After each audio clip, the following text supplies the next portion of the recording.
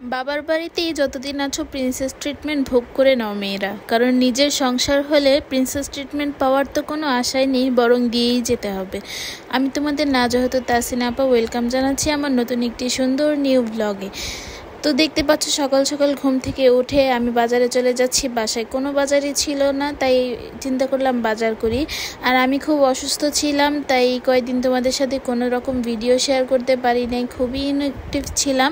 আসলে আমি খুব অসুস্থ ছিলাম, তাই শেয়ার করিনি। তো এখন ভাবলাম যেহেতু একটু ভালো লাগছে শরীরটা, এতদিন ইনঅ্যাক্টিভ থাকলে তো হবে না, তোমাদের সাথে নতুন একটা নিউ ব্লগ শেয়ার করেই ফেলি। যেহেতু বাজারেও গিয়েছিলাম, সব কিছু মিলিয়ে আজকের এই ব্লগটি। সংসার মানে দায়িত্ব, সংসার মানে হচ্ছে ভালোবাসা, মমতা, যত্নের একটা জায়গা। মেয়েরা যতদিন বাবার বাড়িতে থাকে তার কোনো চিন্তা করতে হয় না সংসার নিয়ে, কোনো কিছু নিয়ে। মেয়ের মা বা বাবাই সব দায়িত্বগুলো পালন করে। মেয়েরা শুধু ঘুরে ফিরে খায়, আনন্দ করে, জীবনটাকে উপভোগ করে। কিন্তু সংসার হয়ে গেলে আসলে এত কিছু করা হয়ে ওঠে না, নিজের প্রতি যত্ন খুবই কম নেওয়া হয়, দায়িত্ব তখন বেড়ে যায়। যেমন আমি আগে সকালে ঘুম থেকে উঠেই আম্মাকে বলতাম নাস্তা দিতে, বুয়া নাস্তা নিয়ে আসতো, খেতাম টেতাম, মানে কোনো কাজ করা লাগতো না। কিন্তু সেই মেয়ে এখন আমি সকালবেলা ঘুম থেকে উঠে ঘরের সংসারে সব কাজ শেষ করে এখন বাজার করে নিয়ে বাসায় যাচ্ছি। কিছু মাছ কিনেছি, এখানে একটা ব্রয়লার মুরগি কিনেছি, একটা লাল মুরগি কিনেছি। আমাদের বাসায় আসলে লাল মুরগিটা বেশি খাওয়া হয়, ব্রয়লারটা এনেছিলাম সেদিন আমার শাশুড়ি মোমো খেতে চেয়েছিল, তাই যে ওনাকে একটু বানিয়ে খাওয়াবো। তো মুরগিগুলো ভালোভাবে কেটে টেটে আমি মোমোর জন্য আলাদা ব্রেস্ট পিসটা আলাদা করে রেখেছি। আর এখানে ফার্মের মুরগিটা রান্না করার জন্য মশলা কষিয়ে নিচ্ছি। লাল মুরগিটা সুন্দর করে কেটে বেছে ধুয়ে রেখে দিব। লাল মুরগির চামড়া আমি অনেক খেতে ভালোবাসি, আপনারা তো অবশ্যই জানেন হয়তো আমার আগের ভিডিওগুলো দেখে থাকলে।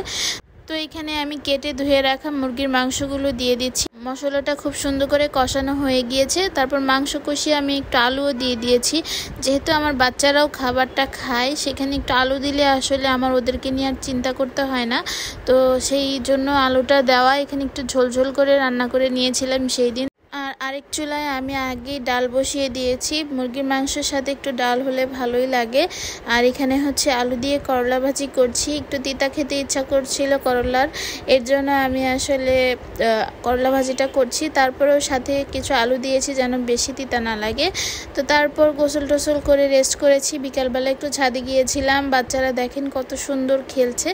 যেটা বললাম, বিয়ের আগে শৈশব, কৈশোর, যৌবন বয়স যতটুকু পারো মেয়েরা বা ছেলেরা সবাই একটু এনজয় করে নাও, খুব মজা করে, কারণ এরপরে হয়তো এই সময়গুলো আর ফিরে নাই পেতে পারো। এখানে এখন আমি বসে বসে ওদের খেলা দেখছি। আমার ছেলে তো কিছুই বোঝে না, তারপরেও ওদের সাথে একটু খেলছে, আমার ভালোই লেগেছে আসলে। তো এই ছিল ভিডিওটা এই পর্যন্ত, আশা করি সবার ভালো লেগেছে। ভালো লাগলে অবশ্যই লাইক কমেন্ট শেয়ার করে পাশে থাকবে। আল্লাহ হাফেজ।